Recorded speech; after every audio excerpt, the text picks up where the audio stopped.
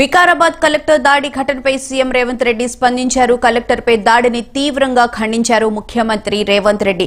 ఈ దాడి వెనుక ఎంత వారున్నా ఊచలు లెక్క పెట్టాల్సిందేనని ఆయన తేల్చి చెప్పారు. దాడులు చేయించిన వారిని, చేసిన వారిని ఎవరిని వదలము అని స్పష్టం చేశారు.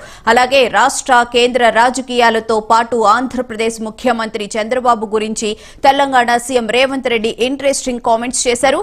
ఇప్పుడు చంద్రబాబు నాయుడు, నితీష్ కుమార్ సహకారంతో కేంద్ర ప్రభుత్వం నడుస్తోంది. ఇది మోడీ ఓటమే. చంద్రబాబు, నితీష్ తలుచుకుంటే మోడీ సర్కార్ ఒక్క ఏడాది కూడా అధికారంలో కొనసాగదు. అప్పుడు తిరిగి కాంగ్రెస్ అధికారంలోకి వచ్చే ఛాన్స్ ఉంటుంది అని రేవంత్ ఆశాభావం వ్యక్తం చేశారు.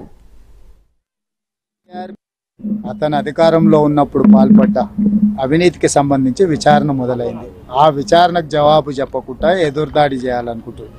ఏ సృజన్ రెడ్డి అయితే పేరు చెప్తుండో ఆ సృజన్ రెడ్డి ఉపేందర్ రెడ్డి గారు అల్లుడు. Upender Reddy BRS MLA. ఇప్పుడు ఆయన ఏదైతే మాట్లాడుతున్నాడో ఆయన చిత్తం వచ్చిన దగ్గర చెప్పుకొని కోర్టులో కేసు ఏమనుంది, అతన్ని న్యాయపరంగా ఏం కొట్లాడుతాడో కొట్లాడమన్నారు.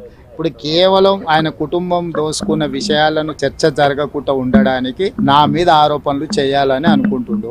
ఇప్పుడు అతను చెప్తున్నట్టు ఆ టెండర్లా లేదనుంటే అతను లీగల్ ఫైట్ చేయనియన్రీ, ఎవరొద్దు అంటున్నారు. రెండవది, బీజేపీ పెద్ద అవినీతి పార్టీ, బీజేపీనే అంతం చేస్తామని చెప్పిన కేటీఆర్, బీఆర్ఎస్ ఇప్పుడు సేమ్ అదే బీజేపీ వాళ్ళ దగ్గరికి వెళ్ళి మేము లెటర్లు ఇస్తున్నామని అంటున్నారు. దీన్ని ఎట్లా అర్థం చేసుకోవాలి? మహారాష్ట్రలో ఇప్పుడు ఎవరిని గెలిపించాలనో ఎవరిని ఓడించాలనో చెప్పట్లేదు. గెలిపించేది చెప్పకపోయినా ఓడించేటోళ్ళ గురించి మాట్లాడాలి కదా. అదే కదా, 6 గ్యారెంటీలు మీరు అమలు చేయలేదు, కాంగ్రెస్ ఓటేయద్దు అంటున్నాడు. అంటే ఎవరికి వేయాలి? మోడీకి ఏమనే కదా.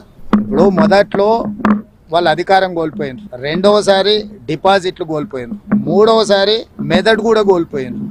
దీంతో వాళ్ళకు ఉన్న మెదడు కూడా కోల్పోయిన పరిస్థితులు ఉన్నాయి. వాళ్ళని చూసి జాలిపడడం తప్ప వాళ్ళ గురించి ఇంకా మనం చర్చించుకోవడం వల్ల పెద్ద ప్రయోజనం. అతని అధికారం